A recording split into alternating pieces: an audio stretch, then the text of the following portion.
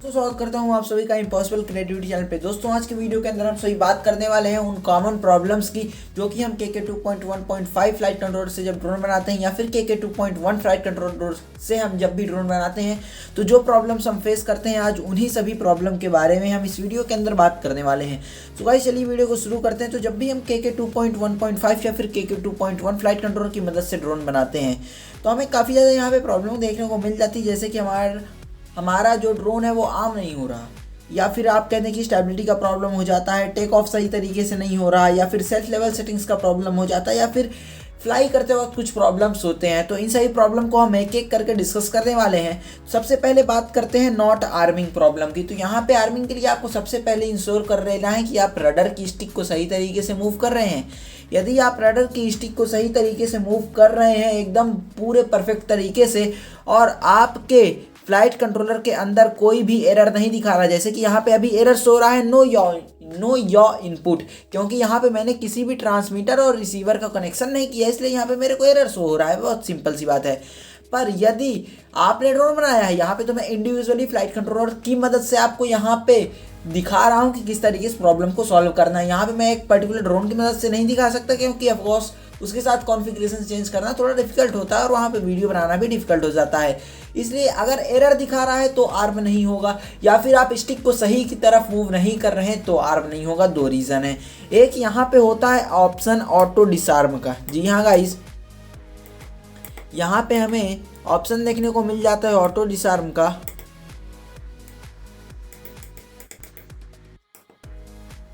यहाँ गाइस आप देख सकते हैं यहाँ ऑटो डिसआर्म है। यदि आप अपने ट्रांसमीटर को आर्म कर देते हैं, फॉर एग्जांपल आर्म कर दिया आपने, ठीक है, अब हुआ क्या कि आपने 20 सेकंड तक थ्रोटल को बिल्कुल भी ऊपर या नीचे नहीं किया तो ये ऑटो डिसआर्म हो जाएगा। ये सिंपल सी बात है। पर ऑटो डिसआर्म तभी ना होगा जब आपका ड्रोन आर्म होगा। तो आर्म क्यों नहीं होता, इसके दो ही प्रॉब्लम है। या तो आप अपनी रडर की स्टिक को सही तरीके से मूव नहीं कर रहे हैं, या फिर आपको यहाँ पे कुछ ना कुछ एरर डिस्प्ले हो रहा है। और यहाँ पे जनरली हमें और भी एरर देखने को मिल जाते हैं, जैसे ACC कैलिब्रेशन नहीं किया है उसका एरर हो गया, या फिर मोटर लेआउट सेलेक्ट करके नहीं रखा तो उसका एरर हो गया। तो जब आप कंप्लीट तरीके से सेटअप करते हैं और उसके बाद आर्म करने की कोशिश करते हैं, आप चेक कर सकते हैं स्टिक को किधर की तरफ मूव करने पर आर्म हो रहा है। जब आप ये सब काम सही तरीके से करते हैं तो 100% परफेक्टली आपका फ्लाइट कंट्रोलर बोर्ड आर्म हो जाएगा। बात करते हैं अपनी दूसरी प्रॉब्लम के बारे में। तो आखिर दूसरी प्रॉब्लम है हमारी स्टेबिलिटी की प्रॉब्लम। जी हाँ गाइस, ये काफ़ी लोगों को फेस करनी पड़ती है। तो आपको सबसे पहले करना क्या है, आप जब भी सेटअप को कर रहे होते हैं तो आपको अपने ट्रांसमीटर को एकदम लेवल्ड सरफेस में, मीन्स आपको यहाँ पे जो अपना फ्लाइट कंट्रोलर है उसे अपने ड्रोन के फ्रेम के अंदर एकदम लेवल्ड लगाना है। ऊपर नीचे बिल्कुल भी नहीं लगाना है, एकदम लेवल्ड लगाना है। एकदम लेवल्ड मतलब आप समझ सकते हैं एकदम 90 डिग्री 180 डिग्री पे इसे लगा देना है। और उसके बाद जब भी आप ACC कैलिब्रेशन करते हैं गाइज, यहाँ पे अगर हम बात करें ACC कैलिब्रेशन का, हमें ऑप्शन दिया जाता है जब हम फैक्ट्री रीसेट करेंगे तो उसके बाद हमें मोटर लेआउट सेलेक्ट करने के बाद ACC कैलिब्रेशन करना पड़ता है। ये है एक्सीलरोमीटर कैलिब्रेशन। तो आप जब भी इसे करेंगे तो आपको यहाँ पे ऑलरेडी एक ऑप्शन डिस्प्ले हो जाएगा गाइज।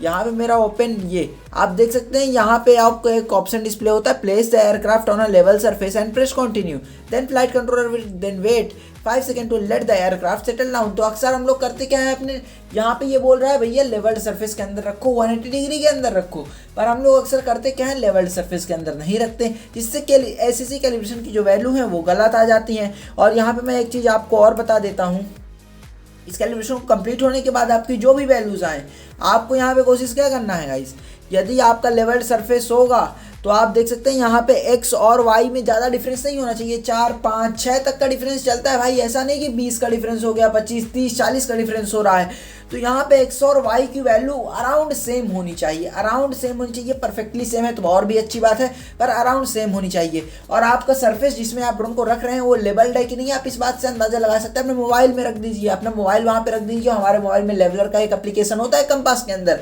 आप वहाँ से जाके इस चीज़ को काफ़ी ईजिली चेक कर सकते हैं। अब हमारी तीसरी प्रॉब्लम भैया, टेक ऑफ क्यों नहीं हो रहा। जी हाँ गाइस, टेक ऑफ नहीं हो रहा मीन्स टेक ऑफ सही तरीके से नहीं हो रहा, या तो ड्रोन एक की तरफ झुक जा रहा है या फिर उठ ही नहीं रहा है। तो ये क्या प्रॉब्लम है, इस प्रॉब्लम के दो फैक्ट होते हैं। पहली बात, आप जब सेल्फ लेवल नहीं यूज़ कर रहे होते हैं, दूसरी चीज़ जब आप सेल्फ लेवल इस्तेमाल कर रहे होते हैं। तो नॉट टेक ऑफ का एक प्रॉब्लम का रिलेशन है हमारी स्टेबिलिटी से भी, कि अक्सर हम करते क्या हैं, जब भी हम फैक्ट्री रीसेट करते हैं तो यहाँ पे हमें जो PI एडिटर है, हमें सबसे ऊपर क्या देखने को मिलता है, PI एडिटर। तो इसकी जो वैल्यूज़ हैं इन्हें हम डिफ़ॉल्ट पे नहीं रहने देते, हम अपनी मनमर्जी के हिसाब से कभी कभी चेंज कर देते हैं। ऑफकोर्स आप यदि टेस्टेड वैल्यू लगा रहे हैं तो ठीक है, पर ये आप टेस्टेड वैल्यू नहीं लगा रहे हैं तो आप इसको डिफ़ॉल्ट पे ही रहने दें, कोई प्रॉब्लम नहीं होने वाला। मैं भी अक्सर डिफ़ॉल्ट पे ही इसे फ्लाई करता हूँ।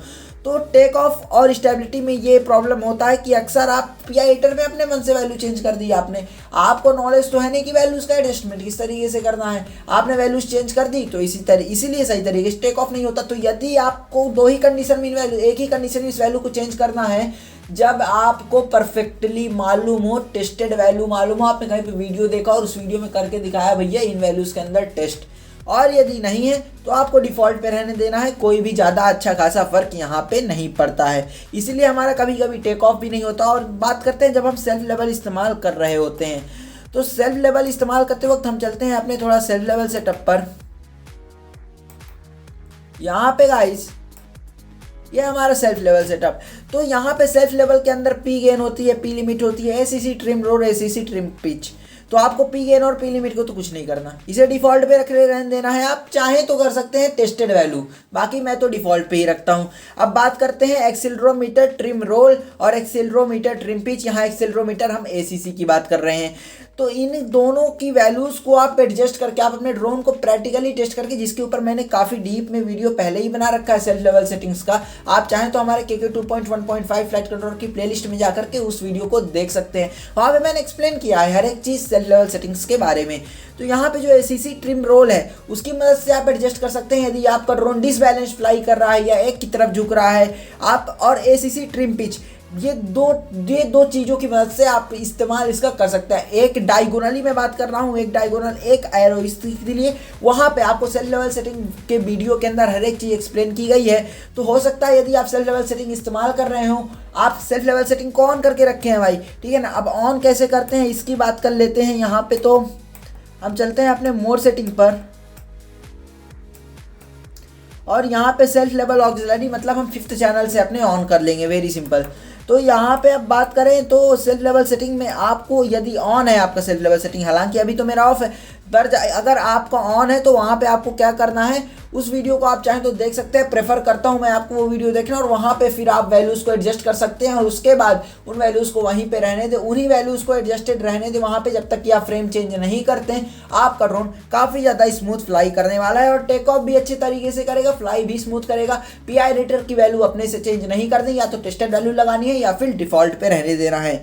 अब बात करते हैं अपना चौथा, तो चौथा अपना सेल्फ लेवल ही था जिसको हमने अपने खुद से ही एक्सप्लेन कर दिया। यहाँ पे सेल्फ लेवल सेटिंग के बारे में मैंने आपको बता ही दिया कि सेल्फ लेवल सेटिंग का एडजस्टमेंट किस तरीके से करना है, आप उस वीडियो के अंदर देख सकते हैं। यहाँ पे उसको अगर हम एक्सप्लेन करेंगे तो वीडियो काफ़ी ज़्यादा डीप में चला जाएगा और वीडियो काफ़ी ज़्यादा लंबा भी हो जाएगा। इसीलिए अब हम बात करते हैं अपने 5वें और लास्ट की, प्रॉब्लम इन फ्लाइंग। होता क्या है कि हमारा KK 2.1.5 फ्लाइट कंट्रोलर या फिर KK 2.1 फ्लाइट कंट्रोलर GPS को तो सपोर्ट करता नहीं। अक्सर होता क्या है कि ये फ्लाई कर रहा है, अक्सर इसका फॉरवर्ड डायरेक्शन चेंज हो जाता है। हम चेंज करें ना करें रडर की स्टिक की मदद से, ठीक है ना, हम चेंज करें ना करें रडर की स्टिक की मदद से, इसका अक्सर जो अपना खुद का फॉरवर्ड डायरेक्शन है वो काफ़ी इजीली चेंज हो जाता है, जिससे कि हमको कॉम्प्लिकेशन हो जाता है कि हमारा बैकवर्ड डायरेक्शन कौन सा है, हम ड्रोन को किधर की तरफ फ्लाई करें। तो अगर आप KK फ्लाइट कंट्रोलर इस्तेमाल कर रहे हैं तो आपको करना क्या है कि आपको मार्क करके रखना है कि आपका बैकवर्ड डायरेक्शन कौन सा है। ड्रोन का फॉरवर्ड डायरेक्शन सामने की तरफ, मतलब जो उसके पीछे का हिस्सा है वो आपके लिए बैकवर्ड डायरेक्शन है, या फिर वो ड्रोन का बैकवर्ड डायरेक्शन है आपके लिए फॉरवर्ड डायरेक्शन है। आप उसको मार्क करके रखें तो आपको इससे ड्रोन को फ्लाई करने में काफ़ी ईजीनेस होगी, क्योंकि ये फ्लाइट कंट्रोलर के अंदर ये प्रॉब्लम मैंने बहुत ज़्यादा देखी है कि ये एक एंगल पे अपने एक्सिस पे काफ़ी बार रोटेट हो जाता है। और ये प्रॉब्लम एक और ढंग से आती है, वैसे जनरली ये प्रॉब्लम कभी देखने को मिलती है, पर रिसीवर टेस्ट के अंदर जब हम बात करें, अभी यहाँ पे आपको सिग्नल देखने को नहीं मिलेगा, पर यहाँ पे वैल्यूज़ जनरली ऑक्सिलरी चैनल की छोड़ के जनरली सभी वैल्यूज़ को आपको 0 पे रखना होता है। और यदि वैल्यूज़ 0 पे नहीं है तो आप अपने ट्रांसमीटर की ट्रिम बटन्स की मदद से वैल्यूज़ को 0 पे रख सकते हैं। सो गाइस, ये कुछ बेसिक प्रॉब्लम थी जो हम KK 2.1.5 फ्लाइट कंट्रोलर के साथ फेस करते हैं। तो उम्मीद है आपको ये प्रॉब्लम समझ में आ गई होगी, इनका सोल्यूशन भी आप देख सकते हैं, आपको यहाँ पे सोल्यूशन भी समझ में आ गया होगा। बात करें सेल्फ लेवल सेटिंग की तो उसका आप एक अलग से डीप वीडियो देख सकते हैं जो कि पहले ही हमारे चैनल पर अपलोडेड है। तो मिलते हैं किसी नए वीडियो में किसी नए टॉपिक के साथ, तब तक के लिए गुड बाय।